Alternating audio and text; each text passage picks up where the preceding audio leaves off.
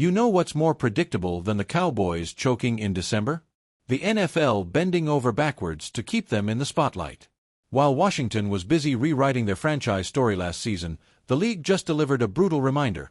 Accomplishment means nothing compared to Dallas TV ratings. But first, if you like to stay up to date on all things Washington Commanders, make sure to hit that like button, subscribe, and turn on notifications. But here's what the schedule makers didn't count on. They might have just handed the Commanders the ultimate motivational weapon.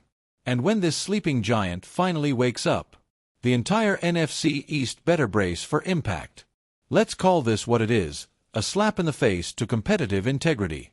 The Commanders reached the NFC Championship while Dallas watched from their couches again, yet Jerry Jones' reality distortion field still works its magic.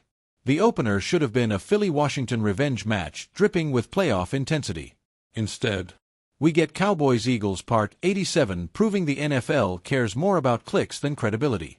The message to rising teams? Breakthrough seasons don't matter if you're not America's overrated team.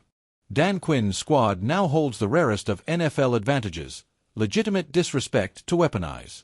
While Dallas basks in unearned primetime glory, the Commanders can stew in the shadows exactly where underdogs thrive. Remember last season's chip-on-the-shoulder run? This scheduling snub just reloaded their ammunition. And for a franchise finally shaking off decades of dysfunction, nothing fuels a culture change like collective outrage with receipts to back it up.